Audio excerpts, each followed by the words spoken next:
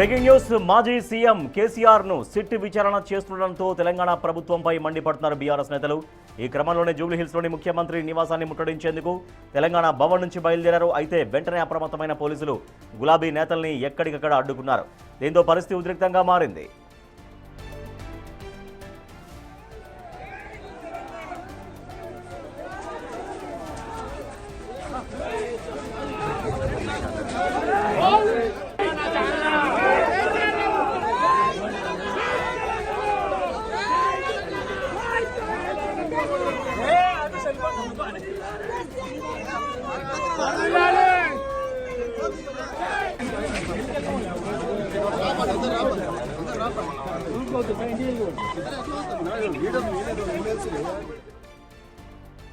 నందినగర్లోని నివాసంలో 3 గంటల నుంచి మాజీ సీఎం కేసీఆర్ను సిట్ అధికారులు విచారిస్తున్నారు ఫోన్ ట్యాపింగ్ కేసులో.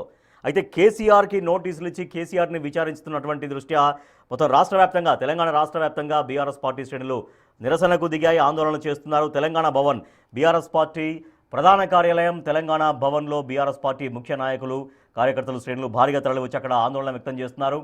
అక్కడ నుంచి జూబ్లీహిల్స్లోని ముఖ్యమంత్రి రేవంత్ రెడ్డి నివాసాన్ని ముట్టడించేందుకు కొంతమంది నాయకులు బయలుదేరుతుండగా పోలీసులు వారిని అడ్డుకున్నారు. మా ప్రతినిధి అనిల్ మరింత సమాచారం అందిస్తారు. అనిల్, తెలంగాణ భవన్ దగ్గర ఇంకా ఉద్రిక్త పరిస్థితి అట్లాగే కొనసాగుతుందా? ముఖ్యమంత్రి ఇంటి ముట్టడి కోసం ప్రయత్నించిన నాయకుల్ని పోలీసులు అడ్డుకున్నట్టుగా తెలుస్తోంది, పోలీసులు ఆపేసినట్టుగా తెలుస్తోంది. ఇంకా అక్కడ నాయకులు కార్యకర్తలు ఎటువంటి చేస్తున్నారు? వాళ్ళ ఆందోళన వాళ్ళ నిరసన ఇంకా ఎట్లా కొనసాగిస్తున్నారు? రాజేష్, మీరు చెప్పినట్టుగా బీఆర్ఎస్ పార్టీకి సంబంధించి బీఆర్ఎస్ భవన్ వద్ద అయితే ఒక రకమైన ఉద్రిక్త వాతావరణం నెలకొందంటే ఫోన్ ట్యాపింగ్ కేసులో భాగంగా కేసీఆర్ ని ఈ రోజు విచారిస్తున్న నేపథ్యంలో బీఆర్ఎస్ భవన్ వద్ద భారీ మొత్తంలో పార్టీ శ్రేణులు కార్యకర్తలు నాయకులంతా కూడా మోహరించారని చెప్పాలి. ఇందులో భాగంగానే పోలీసులు కూడా ఎక్కడికక్కడ వాళ్ళని కట్టడి చేస్తున్న సమయంలో కాంగ్రెస్ ప్రభుత్వానికి సంబంధించి అదేవిధంగా ముఖ్యమంత్రి రేవంత్ రెడ్డి ఇంటిని ముట్టడించాలని చెప్పేసి వాళ్ళు నిర్ణయించుకోవడం జరిగింది. నిర్ణయించుకున్న క్రమంలో వాళ్ళు ముట్టడించే ప్రయత్నం చేస్తున్న సమయంలో అక్కడికి వెంటనే పోలీసులు అలర్ట్ అయి వాళ్ళని వెంటనే ఆపడం జరిగింది, కట్టడి చేశారు, లోపలికి పంపించడం జరిగింది. ఇందులో భాగంగా అంటే కేసీఆర్ కి సంబంధించి ఏదైతే ఫోన్ ట్యాపింగ్ కేసులో భాగంగా ఆయన్ని చిట్టు విచారిస్తుందో విచారణకు సంబంధించి కూడా ఇదంతా కూడా అదేవిధంగా దీనికి సంబంధించి కార్యకర్తలు భారీగా మోహరించారు కాబట్టి మోహరించిన సమయంలోనే పోలీసులు ఎక్కడికక్కడ కట్టడి చేశారని చెప్పాలి. ఇందులో భాగంగానే జూబ్లీహిల్స్ లో ఉన్నటువంటి ముఖ్యమంత్రి రేవంత్ రెడ్డి ఇంటికి వెళ్లేందుకు కార్యకర్తలు కావచ్చు, అదేవిధంగా బీఆర్ఎస్ నాయకులు కావచ్చు, వీళ్ళంతా కూడా ఎమ్మెల్సీ ఎమ్మెల్యేలంతా కూడా ప్రయత్నించిన సమయంలోనే వెంటనే పోలీసులు అలర్ట్ అయ్యి వాళ్ళనైతే లోపలికి పంపించారు, ఎక్కడికక్కడ కట్టడి చేసిన పరిస్థితి. ప్రెసిడెంట్ అయితే ఉద్రిక్త వాతావరణం అనేది ఏమీ లేదు, కానీ ప్రెసిడెంట్ పోలీసులు కూడా ఎక్కడికక్కడ కట్టడి చేయడంతో వాళ్ళు లోపలే ఉన్నారు. ఎక్కడికక్కడ పోలీసులు వాళ్ళని బయటికి రాకుండా అయితే ఆపుతున్న పరిస్థితి అయితే మనకు కనిపిస్తుంది. ప్రస్తుతం మాత్రం వాతావరణం ప్రశాంతంగానే ఉంది. చూడాలి మరి ఈ విచారణ ఎప్పటి వరకు జరుగుతుంది, అదేవిధంగా బీఆర్ఎస్ శ్రేణులకు సంబంధించి ఆందోళన ఎప్పటి వరకు కొనసాగే అవకాశం ఉందని మాత్రం తెలియాల్సిన పరిస్థితి మనకు కనిపిస్తుంది. రాజేష్, సో అనిల్, ఇంకా మధ్యాహ్నం నుంచి ఇంకా నాయకులందరూ చేరుకుంటూనే ఉన్నారు. సో ఇంకా జిల్లాల నుంచి కూడా వస్తున్నట్టుగా సమాచారం ఉందా ఏమన్నా? ఎందుకంటే ఇప్పుడు 2 గంటలే అయింది ఆయన విచారించబట్టి, 2-2.5 గంటలు కావస్తుంది. ఒకవేళ రాత్రి గనక లేట్ అయితే, అంటే మొన్న సంతోష్ కూడా అట్నే విచారించారు, 3 గంటల నుంచి రాత్రి 10:30 దాకా విచారించారు. సో ఇప్పుడు కూడా ఇంకా సమయం పట్టే అవకాశం ఉన్నట్టుగా తెలుస్తోందా? ఇంకా సమయం గడిచే కొద్దీ ఇంకా బీఆర్ఎస్ పార్టీ నాయకుల ఆందోళన మరింతగా పెరిగేటువంటి అవకాశం ఏమైనా కనిపిస్తోందా? వాళ్ళు ఏమంటున్నారు? రాజేష్, మీరు చెప్పినట్టుగా గతంలో కూడా బీఆర్ఎస్ నాయకులకు సంబంధించి అంటే ముఖ్య నేతలు కేటీఆర్ కావచ్చు, అదేవిధంగా హరీష్ రావుకు సంబంధించి కావచ్చు, సంతోష్ రావుకు సంబంధించి వీళ్ళందరినీ విచారించిన క్రమంలో వాళ్ళది ఎప్పుడైతే సమయం అనేది అంటే ఎక్కువ అవుతున్న క్రమంలో బీఆర్ఎస్ శ్రేణులంతా కూడా ఆందోళనకు దిగారు. దాదాపు 7 గంటల పాటు విచారించిన సమయంలో ఇంతసేపు ఒక వ్యక్తిని విచారించాల్సిన అవసరం ఏముందని చెప్పేసి కూడా వాళ్ళు గతంలో ఆందోళన చేసిన పరిస్థితి. అలాంటి పరిస్థితి ఈ రోజు కూడా వచ్చే అవకాశం అయితే మనకు కనిపిస్తుంది. ఎందుకంటే బీఆర్ఎస్ పార్టీ అధినేత అదేవిధంగా మాజీ ముఖ్యమంత్రి అయినటువంటి కేసీఆర్ ని ఈ విధంగా విచారించడం, దీనికి సంబంధించి కుట్రపూరితంగానే ఇలా చేస్తున్నారని చెప్పేసి ఇప్పటికీ ఆందోళన చేస్తున్నారు. అయితే ఒకవేళ గనక ఈ రోజు ఆయన 3 గంటల సమయంలో విచారణ మొదలైంది కాబట్టి ఈ విచారణ అనేది అంటే సంతోష్ రావు కూడా 3 గంటల సమయంలో జూబ్లీహిల్స్ పిఎస్కి రావడం జరిగింది. ఆయన కూడా దాదాపు 7 గంటల పైగానే విచారించారు.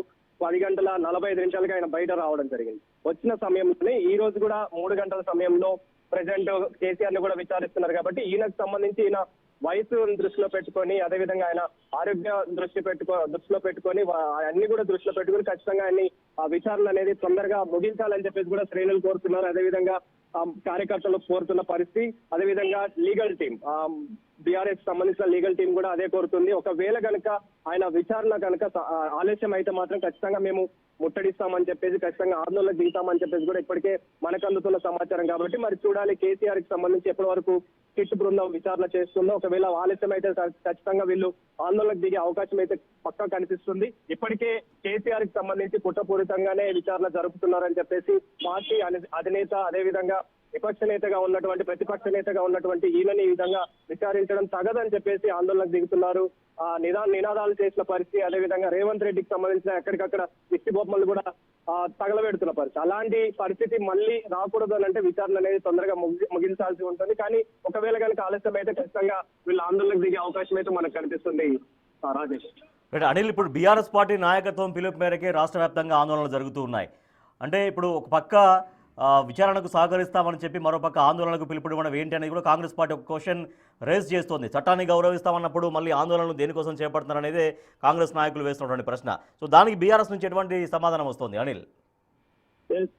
దానికి సంబంధించి కూడా ఇక్కడ ఉన్నటువంటి శ్రేణుల్ని కావచ్చు, అదేవిధంగా ముఖ్య నేతల్ని కావచ్చు, వాళ్ళని సాక్షులుగానే పిలిచి మీరు విచారిస్తున్న క్రమంలో ఈ విధంగా ఎందుకు ఆందోళన దిగుతున్నారని అడిగిన సమయంలో ఆ సాక్షులుగా పిలిచినా కూడా వాళ్ళు కుట్రపూరితంగానే ఆయన ఏజ్ను దృష్టిలో పెట్టుకుని, ఆయన వయసును దృష్టిలో పెట్టుకుని ఈ విధంగా అలాంటిది మాజీ ముఖ్యమంత్రి అయినటువంటి ఆయనని పిలవాల్సిన అవసరం ఏముందని చెప్పేసి, ఎలాంటి ఆధారాలు లేకపోయినా, ఎలాంటి విషయాలు ఈ కేసుకు సంబంధించి ఆయనకు సంబంధం లేకపోయినా కూడా ఆయనను పిలిచి ఈ విధంగా విచారణ జరపడం అనేది తగదని విషయంలోనే ప్రజెంట్ ఆందోళనకు దిగుతున్నామని చెప్పేసి కూడా వాళ్ళు మాట్లాడుతున్న పరిస్థితి. అందులో భాగంగానే ఇటు కాంగ్రెస్ సంబంధించి కావచ్చు, బీఆర్ఎస్ సంబంధించి కావచ్చు, బీఆర్ఎస్ వర్సెస్ కాంగ్రెస్ లాగా ఈ రోజు ఒక రకమైన ఆందోళన కొనసాగుతున్న పరిస్థితి మనకు కనిపిస్తుంది రాజేష్. దానికి సంబంధించి జిల్లా వ్యాప్తంగా, అంటే రాష్ట్ర వ్యాప్తంగా ఉన్నటువంటి ప్రతి ఒక్క జిల్లా నుంచి కూడా బీఆర్ఎస్ శ్రేణులంతా రావాలని చెప్పేసి రాష్ట్ర వ్యాప్తంగా ఉన్నటువంటి బీఆర్ఎస్ శ్రేణులు, కార్యకర్తలు, అదేవిధంగా నాయకులంతా కూడా కాంగ్రెస్ ప్రభుత్వానికి వ్యతిరేకంగా ఆందోళన చేయాలని చెప్పేసి కూడా ఆయన పిలవడం జరిగింది. కాబట్టి అందులో భాగంగానే బీఆర్ఎస్ భవన్కి భారీ మొత్తంలో శ్రేణులు కావచ్చు, కార్యకర్తలు కావచ్చు చేరుకున్న పరిస్థితి మనకు కనిపిస్తుంది. ఎప్పుడైతే ఎర్రవల్లి ఫామ్ హౌస్ నుంచి కేసీఆర్ బయలుదేరారో అప్పటి నుంచి కూడా ఎక్కడికక్కడ భారీ భద్రత నడుమ పోలీసులు కూడా ఎవరిని రానికుండా ఎక్కడికక్కడ హౌస్ అరెస్టులు చేయడం జరిగింది. అయినా కూడా చాలా వరకు కూడా బీఆర్ఎస్ పార్టీ నాయకులు, శ్రేణులు, కార్యకర్తలు అంతా కూడా రావడం జరిగింది, ఆందోళన చేశారు, ఎక్కడికక్కడ నినాదాలు చేస్తున్న పరిస్థితి మనకు కనిపిస్తుంది. దానికి సంబంధించి ప్రజెంట్ ఎక్కడ ఉద్రిక్త వాతావరణం నెలకొనకుండా, ఎక్కడ కూడా అవాంఛనీయ సంఘటనలు జరగకుండా ఇటు పోలీస్ డిపార్ట్మెంట్ అంతా కూడా చర్యలు చేపడుతుంది. అదేవిధంగా ప్రభుత్వానికి సంబంధించి కూడా బీఆర్ఎస్ పార్టీ నాయకుడైనటువంటి కేసీఆర్ కి సంబంధించి విచారణ సాక్షులుగానే పిలిచి చేస్తున్నారు. కాబట్టి ఆందోళన చేయాల్సిన అవసరం ఏముందని చెప్పేసి ఒక పక్క కాంగ్రెస్ చేస్తున్న పరిస్థితి, దానికి సంబంధించి వివరాలు ఇస్తున్న పరిస్థితి. కానీ బీఆర్ఎస్ పార్టీ మాత్రం ముమ్మాటికి ఇది తగదు అని చెప్పేసి, ముమ్మాటికి ఇది దుశ్చర్య అని చెప్పేసి కూడా వాళ్ళు మాట్లాడుతున్నారు. బీఆర్ఎస్ పార్టీ అధినేత, మాజీ ముఖ్యమంత్రి అయినటువంటి ఆయనని ఈ విధంగా ఇక్కడికి పిలిచి విచారించడం అనేది తగదు అని చెప్పేసి కూడా వాళ్ళు మాట్లాడుతున్నారు. అనిల్, చాలా మంది, వందల మంది మనకు కనిపిస్తున్నారు తెలంగాణ భవన్ లోపల ప్రాంగణంలో నల్ల జెండాలతో నిరసన వ్యక్తం చేస్తున్నారు. దిష్టిబొమ్మ దహనాలు కూడా సాగుతున్నాయి. సో ఇంకా సమయం గడిచే కొద్దీ ఏమైనా పోలీస్ ఫోర్స్ ఏమైనా పెంచే అవకాశం ఉంటుందా? ఎందుకంటే సాయంత్రం గడిచే కొద్దీ ఇంకొంత ఆందోళనలు మరింతగా తీవ్రతరం చేస్తున్నటువంటి నేపథ్యంలో పోలీస్ ఫోర్స్ ఏమైనా పెంచినట్టుగా తెలుస్తుందా అక్కడ? ఖచ్చితంగా రాజేష్, ఎందుకంటే బీఆర్ఎస్ శ్రేణులు ఒకరికొకరుగా ఇంకా పెరుగుతూ వస్తున్నారు. కాబట్టి ఆ పెరుగుతున్న క్రమంలోనే పోలీస్ డిపార్ట్మెంట్ కూడా, పోలీస్ శాఖ వారు కూడా పోలీస్ సిబ్బందిని అయితే పెంచుతూ వస్తారు ఖచ్చితంగా. ఎందుకంటే విచారణ ఎప్పుడైతే ముగుస్తుందో, విచారణ ముగిసే లోపు ఖచ్చితంగా శ్రేణులు అనే వాళ్ళు, కార్యకర్తలు ఖచ్చితంగా మోహరిస్తారు. ఆయనకు సంబంధించి సంఘీభావం తెలిపేందుకు కావచ్చు, అదేవిధంగా పార్టీకి మద్దతు తెలిపేందుకు, కేసీఆర్ కి మద్దతు తెలిపేందుకు భారీ మొత్తంలో వస్తారు. వారిని అందరినీ కూడా దృష్టిలో పెట్టుకొని ఇప్పటికే మొత్తం రాష్ట్ర వ్యాప్తంగా వాళ్ళు ఆందోళన చేయాలని నిర్ణయించుకున్నారు. కాబట్టి దానిలో భాగంగానే ప్రజెంట్ హైదరాబాద్ కమిషనరేట్ మొత్తం కూడా ఇక్కడికే చేరుకున్నారు. అన్ని జోన్ల డిపార్ట్మెంట్లన్నీ కావచ్చు, విభాగాలు కావచ్చు, పోలీసులంతా ఇక్కడికే చేరుకున్నారు. చేరుకున్న క్రమంలోనే ప్రజెంట్ ఎక్కడికక్కడ, అంటే బంజారా హిల్స్ చుట్టుపక్కల ఉన్నటువంటి పరిసర ప్రాంతాలన్నిటి కూడా ఆ పోలీసులు వాళ్ళ ఆధీనంలో తీసుకోవడం జరిగింది.